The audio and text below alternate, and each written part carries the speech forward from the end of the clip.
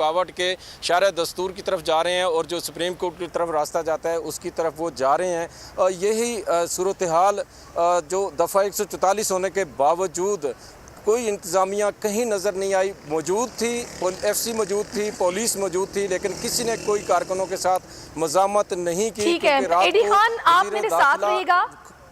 Supreme court के बाहर आलिजा मौजूद है। आलिजा, मुझे जरा डिटेल से बताइएगा, ये जो मुजाहिरीन है कहाँ से चलना शुरू हुए और रास्ते में क्या क्या रुकावटें इन्होंने अबूर की हैं और अभी कहाँ पर मौजूद हैं? जी सहरी, जिस तरह मैंने आपको कुछ देर कबल बताया था कि supreme court of Pakistan cross करके डी चौक की जाने बढ़ रहे हैं, लेकिन अब जो है हम देख सकते हैं कि दोबारा जो है कोर्ट के बाहर जमा होना शुरू हो गए हैं और अब मुस्लिम लीग नून के कुछ मुजाहिरीन हैं। हमारे कैमरामैन शबीर अहमद आपको दिखाएंगे किस तरह ये यहाँ पर सुप्रीम कोर्ट के बाहर जमा है और ये नारेबाजी कर रहे हैं, जबकि यहाँ पर दफ़ा 144 का निफाज जो है वो भी है और खुल्लम खुला उसके खिलाफ वर्जी की जा रही है। बज़ाहिर हमें यह दिखाई दिया कि पुलिस और इनके दरमियान फिक्स मैच था, क्योंकि जब पुलिस हुकाम से हमने पूछा तो उनका यह कहना था कि ये यहाँ से आराम से आएंगे और सुप्रीम कोर्ट क्रॉस करते हुए डी चौक की तरफ चल जाएंगे। तो ऐसा लग रहा था कि पुलिस को पहले से इल्म था और पुलिस इनको अलाउ करेगी रेड जोन में दाखिल होना और वो शायर दस्तूर से होते हुए रेड जोन जाएंगे।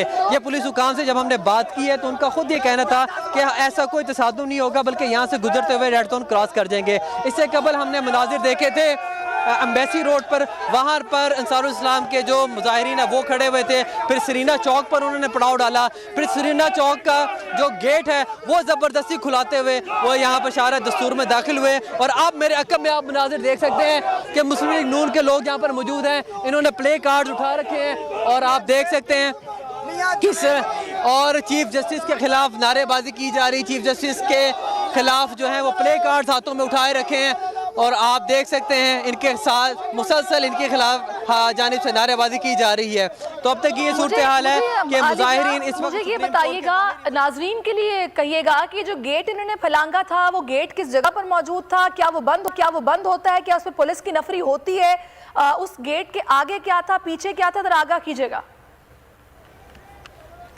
जी शहरी, जिस गेट के बारे में हम आपको बता रहे हैं वो सरीना चौक पे मौजूद है। सरीना के बिल्कुल सामने उसकी एक जानिब पुलिस पहले मौजूद थी, लेकिन जब मुजाहिरीन की जानिब से ज़ोर दिया गया, आगे बढ़ने की कोशिश की गई, तो पुलिस ने जो है वो बहुत ज़्यादा मुज़ाहमत नहीं की और वो जो गेट है वो खुलवा कर फिर शारा दस्तूर में दाखिल हुए और फिर वो मार्च करते हुए और यहाँ पे हम आपको ये भी बताते चलें कि सेनेटर कामरान मुर्तज़ा वो भी सुप्रीम कोर्ट से निकले और चंद वकला के हमला उन्होंने मार्च किया अंसारुल इस्लाम के जो मुजाहिरीन थे सरीना चौक की तरफ से आ रहे थे उनकी जानिब, और वो उनके हमरा जो है फिर वो आगे सुप्रीम कोर्ट से रवाना हुए हैं। और अब ये सूरत हाल है कि अभी भी जो है सुप्रीम कोर्ट का उसके बाहर अंसारुल इस्लाम का जो मेन कंटेनर है जिसके जहां से मुसलसल नारेबाजी की जा रही है, लाउड स्पीकर का इस्तेमाल किया जा रहा है, वो इस वक्त भी सुप्रीम कोर्ट का जो जजेस गेट है उसके सामने खड़ा हुआ है और उसके सामने मुजाहिरीन अपना प्रोटेस्ट रिकॉर्ड करा रहे हैं, एहतजाज कर रहे हैं, प्ले कार्ड उठाए रखे हैं।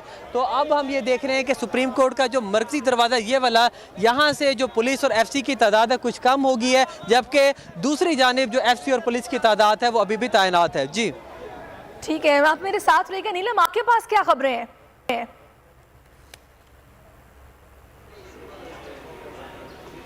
बिल्कुल सैरिश, मैं इस वक्त आहते अदालत में मौजूद हूँ सुप्रीम कोर्ट ऑफ पाकिस्तान के अंदर, लेकिन यहाँ पर आपको बताऊँ कि सूरत हाल गैर मामूली है, क्योंकि आम रूटीन में देखा गया है कि यहाँ पर पुलिस एहलकारों की तादाद कदरे ज़्यादा होती है। गो कि आज इतना अहम दिन था तो आज ये होना चाहिए था कि यहाँ पर पुलिस एहलकारों की तादाद कदरे ज़्यादा होती, लेकिन जो मामूल की तादाद है उससे भी कम लोग यहाँ पर दिखाई दे रहे हैं। गिने चुने कुछ लोग हैं यहाँ पर जिन्होंने जो दोनों इतराफ़ है वहाँ पर जो सिक्योरिटी है वो संभाली हुई है, लेकिन अगर इनकी गिनती की जाए तो दर्जनों में ये लोग हैं।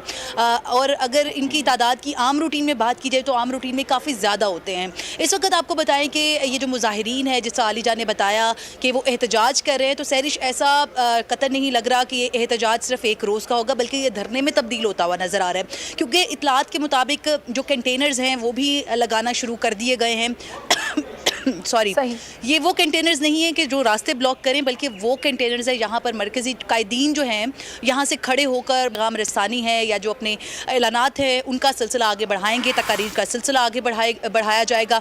दूसरी तरफ पूरे शहर इक़्तिदार की अगर बात की जाए तो दफ़ा 144 नाफिज है। तो इस दफ़ा के तहत अगर हम अपोजिशन जमातों के धरने या जुलूसों की बात की जाए तो उनकी पकड़ धकड़ता हाल चल रही है। 3-4 रोज़ कबल होने वाले जो मुख्तलिफ जो इंतशार अंगेज़ जो चीज़ें हुई हैं उसके बाद से अभी तक जो कार्रवाइयाँ हैं वो अमल में लाई जा रही हैं। लेकिन देखना ये होगा कि DC के अहकामात के बावजूद जब 144 का नफाज है तो क्या पुलिस हरकत क्यों नहीं कर रही है। हमने देखा मुख्तलिफ फुटेजेस में सैरिश के गेट को ना सिर्फ फलांगा गया है बल्कि जाके खुद से उसको खोल कर अपनी मदद आपके तहत एक मुसलसल पेशकदमी जो है वो सुप्रीम कोर्ट ऑफ पाकिस्तान की तरफ हो रही है, लेकिन कोई रोकने वाला नहीं है। पुलिस की बड़ी तादाद जो है हाथों में डंडे भी उठाए हुए हैं और ना सिर्फ पुलिस की बल्कि अगर FC की बात की जाए तो ये भी यहाँ पर तैनात है। रेड जोन के मुख्तलिफ मकामात पर हम देख रहे हैं, लेकिन कोई इनके खिलाफ हरकत करता हुआ दिखाई नहीं दे रहा, बल्कि जब देखा जाता है कि मुजाहिरीन पेशकदमी कर रहे हैं तो बाकायदा उनको वेलकम किया जाता है और उनको रास्ता दे दिया जाता है और पुलिस साइड पर हो जाती है। ये एक सवालिया निशान है अभी की जो सिक्योरिटी है इस तमाम तर मामले पर। क्या है ये मैच फिक्स है तो फिर सिर्फ और सिर्फ दिखावे के लिए ये जो पुलिस फोर्सेज है इनको यहाँ पर क्यों खड़ा किया गया है। दफ़ा 144 नाफिज है, अगर यही काम होना था तो DC साहब को चाहिए था कि ये दफ़ा जो थी वो रात को ख़त्म कर दी जाती। लेकिन अभी उनका एक ट्वीट आया है, उसके मुताबिक उनकी तरफ से ट्वीट में ये कहा गया है कि दफ़ा 144 जो है वो नाफिज़ है और ये नाफिज़ ही रहेगी। लेकिन ये ज़रूर कहा जा रहा है इंतज़ामिया की तरफ से कि इस्तदा की जा रही है। इस्तदा का वर्ड भी यूज़ किया जा रहा है कि भाई PDM वालों से हम रिक्वेस्ट कर रहे हैं कि धरने का मकाम तब्दील कर लें, क्योंकि जो मौलाना फजल रहमान की तरफ से खबरें आ रही हैं उनके बकौल वो तो यहीं पर मौजूद हैं और उनकी तरफ से यही कहा जा रहा है कि सुप्रीम कोर्ट से टस से मस नहीं होंगे, यही मकाम रहेगा।